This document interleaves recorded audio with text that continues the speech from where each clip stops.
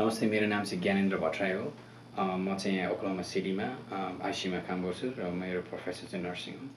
My name is Taylor White. I am an ICU nurse at Norman Regional Hospital in Norman, Oklahoma. मेरो आन्टीको घरमा गएको थिएँ हैन। आन्टीहरूले न्युज राति 2 बजे 2:30 बजे सुन्नु भएछ। I was actually working that night, and the news, everything was talking about the earthquake in Nepal and how devastating it was, and I just felt for the country immediately. Well, I was immediately, I thought मेरो चाहिँ भान्जा भान्जीको याद आयो हैन। त्यतिखेर कस्तो हुँदो रहेछ, सबैभन्दा माया गर्ने मान्छे को रहेछ भन्ने फिल त्यतिखेर थाहा भयो के मलाई, किनभने भान्जा भान्जी बच्चा केटाकेटी घरको याद पहिला आउँदो रहेछ नि। सुरुमै मैले त भान्जा भान्जीलाई के भयो भनेर अब ड्याडी मम्मी अब मेरो दिदी भन्दा पनि भान्जा भान्जीको मेरो बढी माया रहेछ तिनीहरूलाई। कहिले पनि त्यसरी सोचेको थिइनँ चाहिँ मैले अब नेपालमा कल गरेँ हैन, के छ भने कल पनि लागिरहेको थिएन। सो एकदमै हामी चाहिँ स्ट्रेसमा थियौँ त्यतिखेर। Initially, I didn't realize how bad it was. Like, I heard about an earthquake, and I knew there were people killed, but I didn't realize till the numbers just kept going up and up and up and up and up. And like, I started hearing things from like my friends and different people on the news and online, and it got worse and worse.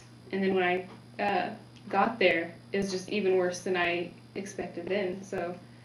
नेपालको त्यो मोनुमेन्टहरू पुरानो दरबारहरू भत्केको देख्दाखेरि एकदम emotionally म आँखाबाट आँसु पनि थाम्न नसक्ने त्यस्तो। त्यसपछि मलाई एज अ नर्स हैन, म मेडिकल फिल्डमा लागेको मान्छेले म के गर, अब मलाई घरमा बसेर हेल्पलेस भएँ। म कोठामा बसिरहेको थिएँ, अनि एक्कासी मलाई हैन तैँले केही गर्नुपर्छ हैन, यस्तै बेलामा देशको लागि यत्रो पढेँ हैन, यत्रो दुःख गरेर यहाँसम्म आएँ हैन। अहिले अब मसँग स्किलहरू छ, मैले मान्छेलाई वुन्ड केयरदेखि ट्रिटमेन्टहरू गर्न सक्छु हैन। नेपालमा पनि म जनरल मेडिसिन गरेको हो, त्यही भएर मैले यहाँ आएर यसो सोच्दाखेरि चाहिँ अब चाहिँ मैले केही गर्नुपर्छ भनेर म त्यतिखेर इमिडिएटली मलाई चाहिँ अब नेपाल गएर म केही गर्छु भनेर त्यतिखेर इमिडिएटली एउटा थट्स आयो। अनि I became a nurse. I wanted to be in the medical field so I could help people. And when I saw like the devastation that was happening in Nepal, to the beautiful country, the beautiful people, like they're such peaceful people and they're hurting so bad, and I wanted to be able to help them. And being a nurse, I knew I could do something to help them. And like he said, I just felt so helpless being here, being able to do like nothing. And I had these skills that I could use and go over there and treat these people that needed our help. So I just knew I had to go. अब म चाहिँ त्यही हो, कामबाट बिदा मिलाएँ हैन, र कामको मान्छेसँग पनि अब हामीसँग 2 दिन मात्रै थियो। त्यही भएर हामीले जति सक्दो डोनेसन कलेक्ट गरेर, अभियसली पानीको समस्या हुन्छ त्यहाँ भनेर अब मान्छेहरूले मेरो कामको मान्छेहरूले के डोनेट गरौँ भनेर सोच्दाखेरि मैले चाहिँ ल तपाईहरु के रे पानी फिल्टर गर्ने त्यो लाइफ फिल्टर त्यो लिएर गएँ। त्यसपछि अलिअलि टेन्टहरू मसँग जति हुन्छ ब्यागमा, किन 2टा ब्याग फुल अफ लाइक खानेकुराहरू अलिअलि हैन, आफ्नो लागि पनि त्यहाँ हिँड्दाखेरि दुर्गम क्षेत्रहरू गइन्छ होला भनेर त्यो सामानहरू त्यो किने। त्यसपछि टर्च लाइटहरू, ग्लोभ्सहरू किने। त्यसपछि अब मान्छेहरूलाई दबाईहरू चाहिन्छ भनेर पेन किलरहरू त्यस्तो जे यहाँ किन्न सकिन्छ त्यो सामानहरू किनेर त्यो। Myself, I brought just as little amount as I could, basic needs, a couple changes of clothes, got a tent, a sleeping bag, water purification, stuff like that, and then as much as I could donation-wise. So like as much food, as much like gloves, tents, medications. I collected as much as I could from different people. I had a lot of support from my friends and family in that, and I just brought everything that I could. And then as a group, we had tarps, medications, tents, gloves, dressing supplies, all kinds of stuff. Yeah. First of all, when I get down to the plane, I just saw the lot of supplies in the airport. र मलाई चाहिँ एउटा गर्व लाग्यो कि म आएँ यसरी देशको लागि के गर्दैछु भनेर हैन। अब साथीहरुसँग अनि त्यो बाटोमा जाँदै गर्दाखेरि देख्दाखेरि चाहिँ एउटा त्यो डिस्ट्रक्सनहरु देख्दाखेरि चाहिँ धेरै नै गाह्रो भयो ला। So when we reached there, the city, like the airport was okay. It was chaotic, but it was all right. Like that's when it kind of first hit me, just the chaos. But then when we finally got out to like the villages, more remote areas where there was so much destruction, it was just heartbreaking seeing all the families like trying to pick things out of the rubble, like just living there with nothing, like tarps, if they were lucky, they had tarps to live under. Like, it's just really sad. Like, I wanted to do everything that I could to help them, but there's, as one person, even just as a team, they just need so much help. Yeah, it was definitely much difference. धेरै नै फरक थियो हैन. अब मैले जानिरहेको नेपाल जहिले जाँदा पनि काठमाडौँको त्यो चहल पहल हैन, सबै ट्राफिकहरू थियो सबैजना. जब पछि जाँदाखेरिको सुनसान, अनि अभियसली हामी अब नेक्स्ट डे गाउँ गयौँ हैन. गाउँमा जाँदाखेरि जुन हामी ट्राभल गर्दाखेरि जुन रमणीय वातावरण देखिन्थ्यो, घरहरू देखिन्थ्यो, राम्रो ढुङ्गाको घरहरू, त्यो सबै देख्दाखेरि चाहिँ तिम्रो कस्तो लाग्थ्यो भन्ने तिमीलाई वार जोनमा गएर एउटा युद्ध मैदानमा गएको जस्तो भान हुन्थ्यो. सबै घरहरू भत्किएको छ, मान्छेहरू त्यहाँ नेपालीहरू जुन जुन हुनुहुन्छ त्यहाँ अरू पुलिस अथवा प्रशासनको प्रेजेन्स नभएको ठाउँ पनि देखियो हैन. कोही हुनुहुन्न त्यो गाउँमा. सुनसान गाउँ छ. मान्छेहरू आफ्नो घरमा 2-3 जना त्यो त्यहाँको भत्केको सामानहरू उठाइरहनु भएको छ, खनिरहनु भएको छ, केही पाइन्छ कि भनेर आफ्नो घरमा पुरेको. त्यस्तोहरू गाडीमा जाँदाखेरि देख्दाखेरि अचम्म लाग्यो. जुन जस्तो हामी पहिला जाँदाखेरि जस्तो बाटोमा देखिन्थ्यो चहल पहल रमाइलो, त्यो एउटा युद्ध भूमिमा गएको जस्तो चाहिँ फिल भयो त्यतिखेर जाँदाखेरि. अभियसली अब त्यो त्यत्रो मन्दिर, सुन्दर मन्दिरहरू जुन हामी नेपालले जहिले पनि गर्व गर्थ्यौँ हैन. बाहिरको मान्छेहरू टुरिस्टहरू आएर फोटो खिच्थे, हामीलाई जहिले पनि गर्व लाग्थ्यो हैन. जसरी हामीले त्यो त्यतिखेर त्यस्तो सोचेको थिएनौँ, त्यति यो कुरा त्यति इम्पोर्टेन्ट होला. जब त्यो नहुँदाखेरि त ओहो यो नेपालको त पहिचानै त्यही थियो भनेर त्यो नभएको देख्दा चाहिँ एउटा एकदमै पीडा चाहिँ हुँदो रहेछ हैन. त्यस्तो कुराहरू चाहिँ देखिँदाखेरि अभियसली त्यो चाहिँ धेरै नै फरक थियो Nepal. So based on the news that I saw, all that I knew about Nepal, what was going on, was just news stories. I didn't have any family there or anything to let me know exactly what was happening. But I expected, like when I got there, it was a lot worse. Like just feeling it. Just there was so much more devastation than you can even ever picture on the news. Like when you're actually there, feeling it, the people, their stories, just seeing them, it breaks your heart. Like all of the rubble everywhere, it reminded me of the tornadoes that we have here in Oklahoma, and just reminded me of the May 3rd tornadoes and the May 20th tornadoes that just completely wiped out towns. And so I felt that connection, and it just hurts. Yeah, we went to, first of all, we went to the place in nearby Kathmandu. It's called, I guess it's a Sakhu, and I have a list of places because we went to so many places. So we went to Sakhu, Falbari Gaon, and we also went to Dachi, भन्ने ठाउँमा पनि गयौँ. त्यसपछि हामी धादिङ र नुवाकोटको बिचमा रहेको तुप्चे भन्ने गाउँमा गयौँ. त्यसपछि हामी चाहिँ गोर्खाको मूलचोक भन्ने ठाउँमा गयौँ. 5-6 घण्टा लगाएर त्यहाँ गयौँ. त्यहाँ पनि जहाँ जाँदा पनि तपाईँको एकदमै त्यो गाउँै सखा भएको त्यस्तो ठाउँहरू देख्यौँ. त्यसपछि लास्ट दिन चाहिँ हाम्रो नुवाकोटको समुद्र टार भन्ने ठाउँमा त्यहाँ चाहिँ गयौँ. त्यहाँ अलिकति विकट ठाउँमा त्यहाँ गयौँ.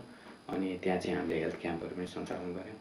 अनि अरू यो सबै ठाउँमा हामीले जस्ट हेल्थ क्याम्पहरू, अनि त्यसपछि खानेकुराहरू बाँड्यौँ हैन. हाम्रो एनएसटी अर्गनाइजेसनले चाहिँ तपाईँको 2500 घरधुरीहरूलाई चाहिँ खाना, बस्न, चामलहरूदेखि लिएर तेलहरू, नुनहरू सबैहरू, हामीले चाहिँ त्रिपालहरू, ओढ्नीहरू सबै हामीले चाहिँ त्योहरू गऱ्यौँ. हाम्रो हेल्थ केयर टिमले चाहिँ हेल्थ केयर चाहिँ सञ्चालन गऱ्यौँ. त्यसरी जे होस् हामीले धेरै मान्छेहरू भनौँ न 2500-3000 जस्तो चाहिँ हामीले जस्ट एक्सेस हामीले त्यो जति दिन त्यो हामी 8-9 दिनको टुर थियो त्यसमा चाहिँ हामीले त्यो. We worked with the armed police force, and they helped us load trucks, and we worked with a bunch of different transportation organizations to get our supplies where they needed to go. पुलिसको presence त थियो. अब त्यत्रो 500-600 मान्छेमा 1-2 पुलिसहरू थियो. त्यही भएर अलिकता त्यो हामीले एक ठाउँमा चाहिँ त्यो गोर्खाको मूलचोकमा चाहिँ हामीले हिँड्नु पर्यो त्यहाँबाट, किनभने त्यहीको गाउँको स्थानीय मान्छेले पनि हजुरहरू यसलाई हामीले सुरक्षा दिन सक्दैनौँ भन्नुभयो. तर हामीले चाहिँ खानेकुराहरू चाहिँ त्यहाँ छोडिदिएर त्यहाँको युवा वर्गहरूले जम्मा गरेर त्यहाँको उनीहरूलाई जिम्मा लगाएर हामी फर्क्यौँ काठमाडौँ. त्यहाँ चाहिँ कस्तो भयो भने समुद्र टारमा जाँदाखेरि चाहिँ अब लास्ट दिन हाम्रो चाहिँ त्यहाँ चाहिँ सामानहरू लगेको पनि उहाँहरूले त्यो बसेको मान्छेहरूले जो कति दिनदेखि खाना पाउनु भएको थिएन हैन. अभियसली त्यस्तो सिचुएसनमा म त्यहाँ हुन्थेन, म पनि त्यसो गर्थेँ होला. आफ्नो घरमा खाना पाएको छैन, भोकको पेट छ हैन भनेपछि अभियसली त्यहाँ लगेको खोसाखोस भयो. त्यहाँनिर एउटा चाहिँ गोर्खाको मूलचोक भन्ने ठाउँमा जाँदाखेरि त्यहाँ 5-6 घन्टा हामीले गाडीमा सामानहरू पनि लगेको थियौँ। त्यहाँ पनि तिम्रो जाँदाखेरि अलिकति त्यस्तै किसिमको त्यहाँनिर मान्छेहरू कुरेर बसिरहनु भएको थियो। त्यहाँ पनि अलिअलि कोलाहल जस्तो भयो सिचुएसन त्यहाँ पनि जस जहाँ चाहिँ गएको छौँ होइन। अनि अब हामी जहाँ जाँदा पनि एउटा कस्तो भने मलाई चाहिँ गर्व के लाग्यो भनेदेखि नेपालीहरूले जुन त्यत्रो घर भत्किएर बाहिर बसिरहनु भएको छ होइन। हामी जाँदाखेरि हामीलाई खानको लागि हजुर बसिदिनुहोस् खाइदिनुहोस् होइन खानुहोस् भनेर अझ मेरो साथी टेलरलाई त त्यहाँ एउटा गाउँमा हामी तुप्चा भन्ने गाउँमा त उहाँले चिया पकाएर खुवाउनु भयो होइन। अनि त्यो देख्दाखेरि कस्तो एउटा भनौँ न कस्तो आत्मीयता यत्रो दुःखमा पनि जसले घरबार सबै गुमाउनु भएको छ जसले चाहिँ अब खाना बस्न उहाँहरूको लागि ठेगान छैन त्यस्तो उहाँहरूले चाहिँ हामीलाई चिया पकाएर खुवाउने होइन। हामीलाई चाहिँ बस्नुहोस् आज यतै बस्नुहोस् खानुहोस् भनेर भन्दाखेरि चाहिँ एउटा आत्मीयताको ऊ चाहिँ लाग्यो होइन। मलाई त्यो गर्व पनि लाग्यो हाम्रो नेपाली समाज हाम्रो नेपाली मान्छेहरू कति कस्तो यस्तो विपदमा पनि जस हाँसेको होइन। एउटा त्यो चाहिँ एउटा चाहिँ छक्क पऱ्यो म आफै छक्क पऱ्यो त्यसको लागि। अनि अलिकति अब अभियसली कुनै ठाउँमा चाहिँ अलिकति लुटपाटहरू भएको होइन अलिकति त्यस्तो झगडाहरू भएकोले चाहिँ अलिकति डिस्करेज त भयो होइन। तर पनि अब सिचुएसन वाइज अब त्यस्तो स्थितिमा खान नपाएको स्थितिमा अभियसली त्यो हुन्छ नै हामी त्यसको लागि प्रिपेयरै भएर गएको थियौँ होइन। त्यो एउटा कहीँ चाहिँ अलिकति हामीलाई चाहिँ गाह्रो चाहिँ भएको थियो तर जस मोस्ट अफ द यो सबै धेरै ठाउँहरूमा चाहिँ हामीलाई जस त्यहाँको मान्छेले साह्रै माया गर्नुभयो आदर गर्नुभयो खानेकुराहरू जे हुन्छ त्यो बनाएर होइन खुवाउनु भयो जस। So the victims, they're very appreciative for us to be there, but some of them, like when we drive past them, a lot of them would be like, where's our supplies? Like all these buses are driving past with all these supplies, and who's stopping to help us? So I felt really kind of bad for that. And, but they all needed so much help. They all needed food, they all needed water, they needed shelter, they needed help. They were just desperate. But everyone we were able to help, that we actually interacted with, talked with, they were so appreciative and happy for us to be there. And they were so generous, like even with just the little bit that they had, or nothing that they had, they offered as much as they could. Like they would sit and offer us tea when they had no house. It was just, the people there, they're so resilient, they're so strong. Like, it's just amazing. अब सुरुमा त हामीलाई त्यहाँ जाँदाखेरि जसरी यहाँबाट organise भएर जुन गेम प्लानले हामी गएको थियो यसो गर्छौँ भनेर नेपाल जाँदाखेरि कम्प्लिटली डिफ्रेन्ट क्या अपोजिट। तिम्रो कहिले गाडी पाइँदैन कहिले गाडीको ड्राइभरले म त्यो गाउँमा जान्न बाटो खराब छ यो गाउँमा त मेरो गाडी बिग्रिन्छ त्यस्तो सिचुएसन भनौँ न हामीले सोच्दै नसोचेको कुराहरू हामीले पैसा अफर गरेर अरू बढी दिन्छौँ भन्दा पनि उहाँले मान्नु भएन होइन। अब कुनै गाउँमा अब तिम्रो पहिरोले बाटो भत्केको छ आधी बाटो भत्केको छ होइन त्यस्तो ठाउँमा जान गाह्रो भयो गाडी अब के हुन्छ हामी त्यस्तो डेन्जरस रोडहरूमा त्यो रोडको कन्डिसनै नराम्रो थियो होइन त्यहाँ जाँदाखेरिको त्यस्तो सिचुएसनहरू होइन। अनि अरू भयो तर अब त्यस्तो कन्डिसनमा जाँदाखेरि हामीले एक्सपेक्ट गरेकै थियौँ धेरै गाह्रो हुन्छ भनेर होइन।